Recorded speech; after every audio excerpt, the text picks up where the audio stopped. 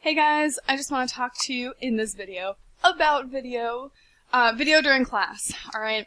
Why is it required for students? I think this is the thing that we miss the most, right? And so, why is it required for students? We're actually going to make a video for students that you guys will be able to send out that will explain all of these things.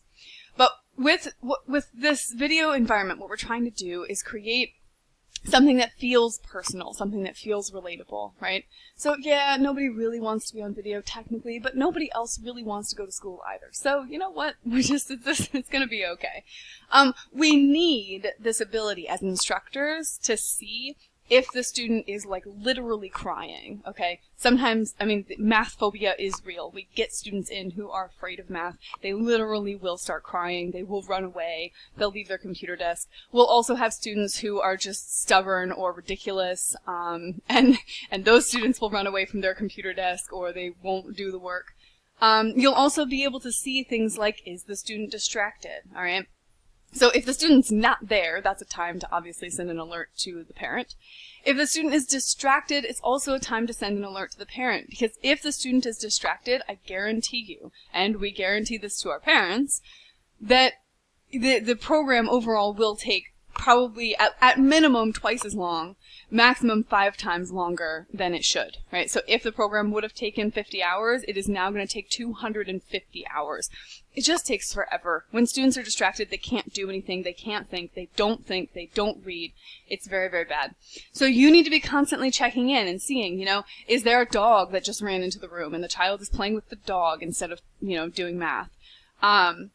Did a sibling just walk into the room? Do we need to send an alert to the parents saying, hey, by the way, make sure that siblings don't come into the room and bother your kid while they're doing Vora because they're not going to learn anything, alright? We need to send those alerts, so this is very important.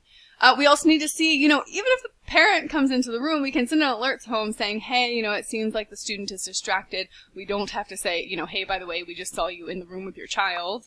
But just reminding the parents that, hey, by the way, even you can be a distraction, and any distraction is really, really not a good thing. So finding all of these distractions, you can also see if the student is, it's pretty easy to tell, right, if the student is, like texting or something, right?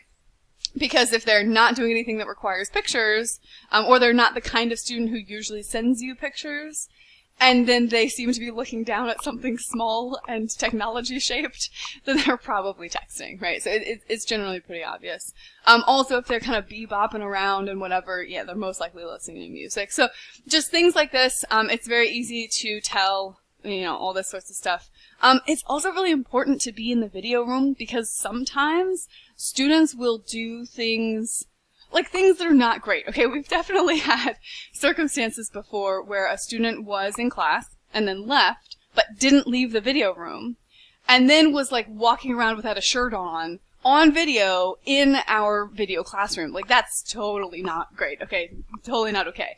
Thank goodness it wasn't anything worse. We just, like, booted him out of the room, but if you're not there, you might not see that, right? So you have to be there. You have to help us catch those things. We've all got to be, you know, diligent. We've all got to be on top of that stuff.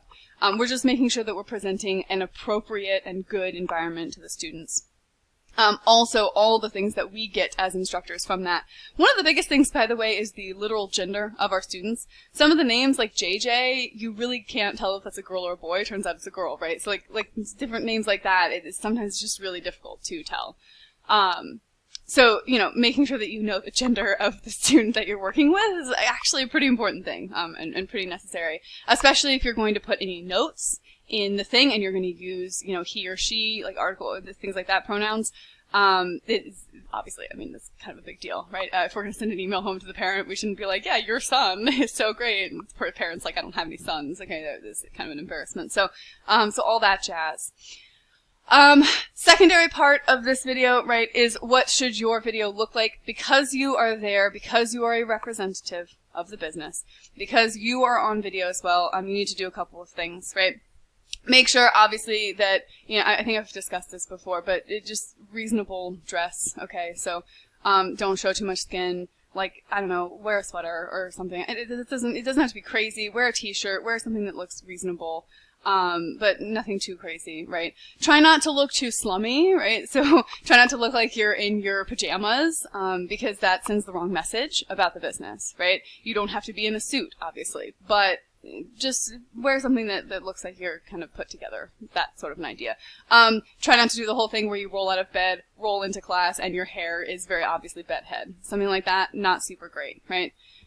Just images that we don't want to send to the students. We don't want them to think that this is a place where you come and slack off. We don't want them to think that this is a place where you just sort of roll out of bed and begrudgingly come here and you're like, I'm kind of awake, it's fine. What? 2 + 2 is 7 or something. Like, that's not the idea, right? We don't want that, obviously. It leads to errors in math. It leads to all sorts of bad things. That's not our environment that we're making here. A couple of things. In general, try as hard as humanly possible not to have people in your background. Actually, honestly, in 5 years of working here, I don't believe I've ever had a single person in my background, even though very rarely I have needed to work from a public place. Just pick some kind of a wall, set yourself up with that wall behind you. Try not to have people in your background. Why? Because realistically, everything that you do and everything that you are is a distraction to students who want to be distracted. And trust me, all of our students want to be distracted, alright? So even, I like to dance and kind of like I sing songs to myself in my head and I'll kind of bebop around, right? Like the students. Unfortunately, even I shouldn't do that because students will notice and students I'm not even working with will write in to some other instructor and say, yeah, like that girl over there, she's like dancing, ha ha ha. And it's this whole thing, right? But it's a distraction. I'm being a distraction in that moment. I'm not helping that instructor. I'm not helping that student. Just don't do it, right?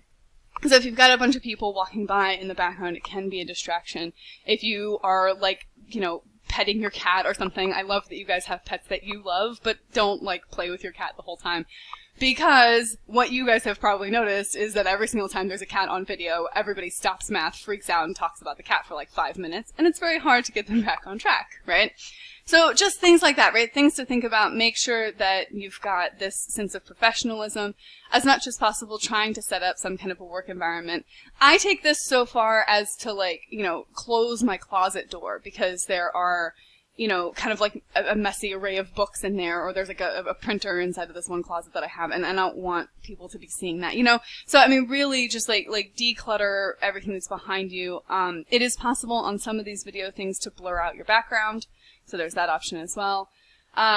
And then I think the final thing is make sure that you're at a desk. We do require that students be at a desk, which, by the way, you can't verify if you don't require that they go into the video room and if you're not in the video room yourself, right? So, again, further reason to have everybody in the video room.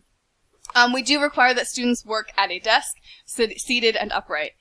Every single time students work lying down, it just never accomplishes anything at all. I have never seen a student do their training lying down and then retain anything of any usefulness whatsoever. It is just the least effective way to do anything on the planet that is challenging, right? It's not, I highly doubt that really motivated people, I don't think that Steve Jobs founded his company lying down on the floor, right? So just it's not what we're going to do here. Make sure that you let students know that, and this is very important, when the student is lying down, you need to say, hey, you need to go find a desk, you need to go find a chair, make sure that you're seated, not lying down. You can explain why, right? That literally no person on the planet has ever really accomplished anything by just, lazing around, especially not complicated math, right? We just don't learn math by laying down. It's not a thing. You can explain that. Or you can not, I don't really care, but it is a requirement, so you have to require it, alright? I can't be there all the time. I can't enforce all the rules. I rely on you guys to enforce our rules as a company. This is a rule of ours as a company. Students must be on video, which means that we have to find a video system that works, and that's fine. But we always have backups. We have Talkie, we had Rabbit before, now we have Jitsi, we've got all kinds of things, and we will keep finding backups if we need to find things that work for all students. But there is some form of video that student can be on right now, right? And that's what you gotta think to yourself. If they're lying down, you can't just say, okay, make sure you move to a desk. Anyway, here's the next question. No. Okay, that's not gonna work. You can't say, okay, make sure you get in on video. Anyway, here's the next question. That's not gonna work. The students will not do it. You have to say, alright, we're gonna stop class for a second, pause, delete any questions that you have sent so far, okay? Make sure they can't see any questions, and then just say, alright, cool, we'll start class as soon as you get on video. Right, so just go ahead and figure out the video. I'm here to help you for tech support. As soon as you get on video, then we'll start class. But it is required for our classes, and that's what you have to say. If you give them a question, they'll do that question, and then you'll have to say, oh, hey, you're still not on video. And they'll be like, oh, okay, sorry, anyway. So the next question, the answer is this. And you're like, hey, you're still not on video. This will go on for 20 minutes, because they don't want to be on video, right? So you have to stop class. You have to require these things. It's really, really important. Whatever you do, don't ever say the words, you don't have to come in on video, it's fine. Alright? Like, don't phrase it that way. If there is a genuine technological issue, right, it's the student who's usually totally fine, totally on video. One day her camera breaks or something, it's just like totally fluke, right? And she says, hey, I'm really sorry, I wanted to come in for class today, but my video's not working, I'm going to get it fixed by tomorrow. You say, alright, cool. Like, you know, definitely make sure that it's fixed by tomorrow because we're not supposed to do class without video. But let's go ahead and get started. Alright. But, like, it's gotta be very much like this is an exception to the rule. Here's the rule. Reminder, this is a rule. It's an exception. It's not okay. We are making a one-time exception, right? So you've got to make sure that you phrase it very, very carefully because otherwise, and this, I swear to you, I have seen this so many times, the students will just like never do it, right? Students will have such a poor sense of time or a convenient sense of time, however you want to think of it, that they will come in and they will say, yeah, I never have to be on video. Like, everybody always lets me not be on, so like, why do I have to be on today?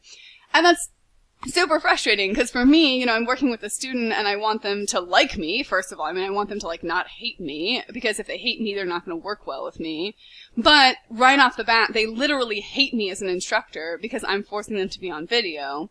But it's furthermore because someone else let them get away with not being on video. So they think that I'm the bad parent, right? It's like that kind of situation. They're like, oh, well, where's the good parent? I'm going to go talk to mom now because dad's not letting me do this thing. It's that sort of an environment, and we don't want to create that. So we need to be a unified front. We need to be, like, you know, communicating with each other about what the rules are that we are putting forth, and we need to be together on this. We all have to make sure, we all have to, you know, fight for consistent video. Send emails home to parents, let the parents know, let the students know, explain it to the students, whatever it takes. But we've got to do this as a unified front. Otherwise, you know, students are going to love you for the wrong reasons and hate me for the wrong reasons, and it's just going to end up in misery for everybody because the student's going to throw a temper tantrum. And half the time the student will just leave because I'm trying to make them be on video, which is our rule, but because someone else didn't force them to be on video, right? So just keep all these things in mind. We have had, it seems like maybe not that big of a deal, but it has gotten crazy pants McGee so many times. So we gotta really, you know, stay on it. And like I said, be united front. So, I know this video was long. It is really important though. Keep that in mind, and I will see you guys in class.